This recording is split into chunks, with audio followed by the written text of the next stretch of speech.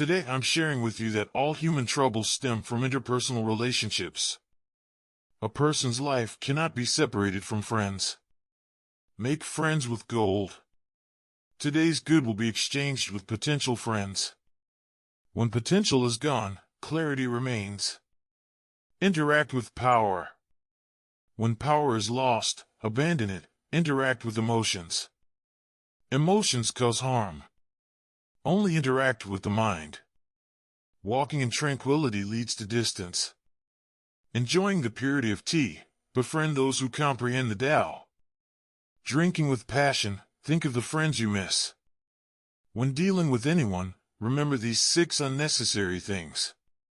They can help you navigate the worldliness without being worldly, leading to a better life. 1. Disliking someone. There's no need to turn hostile. When you dislike someone, the best approach is to keep your distance. Minimize contact rather than escalating conflicts. Being born human, you're destined to encounter all sorts of people. With experience, you won't resort to quarrels to end a relationship. Instead, you'll silently drift away. Life is too short to engage with unworthy individuals. Truly, there's no need to turn hostile towards someone you dislike. Whether in life or work, when encountering someone you detest, the first step is learning to avoid and tolerate. Your tolerance can at least maintain surface peace, but your anger and hostility can easily ruin many relationships. Messing up a relationship in reality can have a significant negative impact. Turning hostile towards someone not only disrupts your peace but also exacerbates the conflict between you. Smart people don't let too many individuals into their lives or engage too much with those they dislike. Because interacting with disliked people only brings frustration and discomfort, avoiding and not engaging is the best way to deal with them. Someone who doesn't value you isn't worth your esteem. Those troublesome individuals you encounter in life, encountering deceitful individuals, facing betrayal and disappointment, it's better to distance yourself from them instead of arguing and getting hurt, letting others see you as petty and unreasonable. It's better to focus on making yourself strong and excellent, staying away from those you dislike and stepping out of circles that make you uncomfortable. The more experiences you have, the more you'll understand that there's truly no need to turn hostile towards someone you dislike. As Gaguzzi said, perceive people's deceit, don't reveal it, experience others' disadvantages, don't exploit them. Disliking someone's hypocrisy doesn't have to be blatantly displayed on your face. Knowing you've been taken advantage of by others, once you've gained experience, that's enough. There's no need to be antagonistic and insist on clarifying every detail. Truly, there's no need to turn hostile towards someone you dislike. Just focus on refining yourself and elevating your stature, and they won't be able to hurt you anymore. 2. Liking someone. There's no need to please excessively. When you meet someone you like, there's always a tendency to quickly build rapport with them by seeking to please. Because human weakness lies in wanting to be respected and taking advantage of others, this mutual familiarity grows. But many think this is the beginning of love. In reality, if the other person doesn't love you, your relationship will remain stagnant. The more you give, the less you're valued. The more you grovel, the more you're looked down upon, and the more you lose in return. The more you flatter, the more people despise you. It makes them feel your love is too cheap, too readily available, and they won't cherish it or care about it. The more you lower yourself to grovel, the more they'll disdain you. They see it not as love, but as a nuisance and a bother, making them annoyed. Efforts without value don't mean much. Thinking that giving a lot represents deep feelings is wishful thinking. To others, these valueless efforts are quickly forgotten. They won't remember your kindness. So groveling is destined to be worthless. It's easy to lose yourself, lose sight of hope, yet persist fearlessly, not getting anything in return yet still giving. This will lead to complete loss of direction, not knowing where the problem lies, making oneself increasingly lacking in confidence, unable to muster the courage to leave a wrong relationship, and losing the ability to love someone. This way of giving will ultimately only hurt oneself. 3. Missing someone. There's no need to reminisce excessively. When you miss someone, it's okay to occasionally think of them, but there's no need to dwell on it. The person you missed is gone. It's in the past. You must remember, you still have a beautiful tomorrow, and there are people waiting for you. Even if it was someone you once liked very much, there's no need to give up your current happiness and joy. After all, what's gone is gone, and those who've left you are not coming back. There's no need to hang yourself on a tree. There are better things waiting for you. Don't lose hope in this world. In this world, no one truly feels another person's pain. Your agony and distress are yours alone. Others may sympathize or sigh, but they'll never fully understand the depth of your suffering. Stop regretting what you missed. What you missed, others have the chance to encounter. What others missed, you have the chance to have. Everyone will miss out. Everyone has missed out. What truly belongs to you will never be missed. Therefore, there's no need to reminisce excessively about missing someone. 4. Seeing through someone. There's no need to expose excessively. Interaction between people is mostly about mutual respect. If you respect me a foot, I'll respect you a yard. This is the best way to get along. There's no need to expose someone. As the saying goes, disaster comes from the mouth.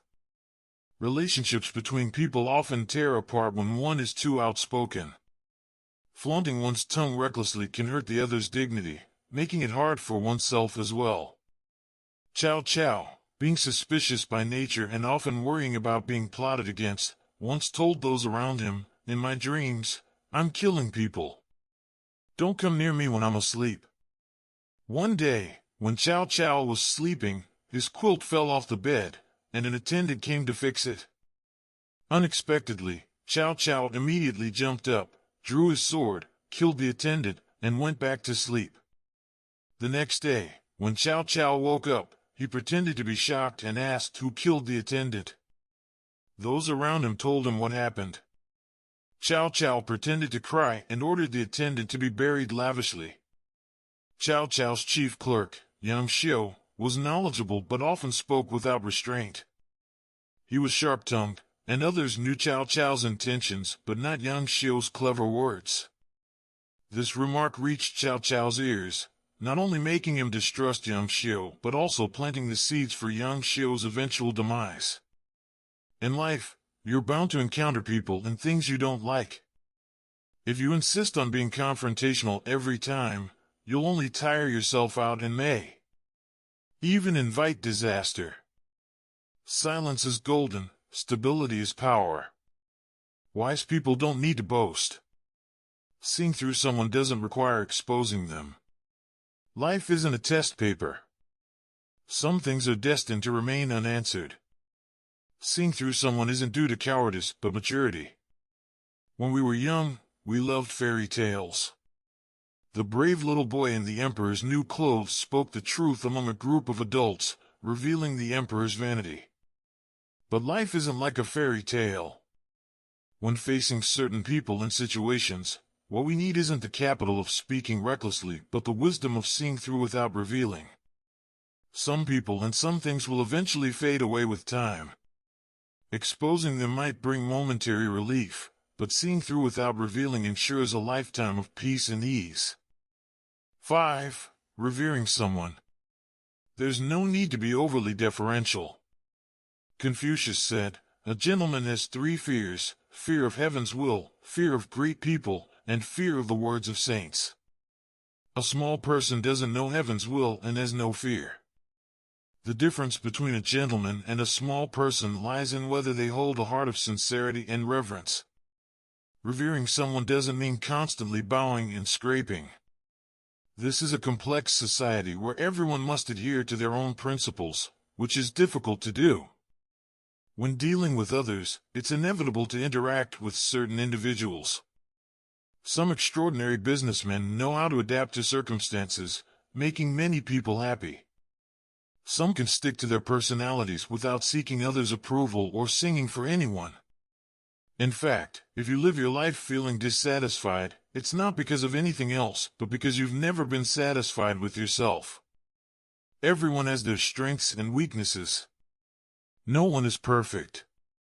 There are no perfect people or things in this world. If you think someone is perfect, it's because you're too far away. Feeling unsatisfied with yourself is because you're too close. You're not as bad as you imagine. Others aren't as perfect as you imagine. Mastering some good ways of dealing with people and things, making others comfortable and oneself at ease, why not do it? Today's sharing is about this. Thank you very much for watching.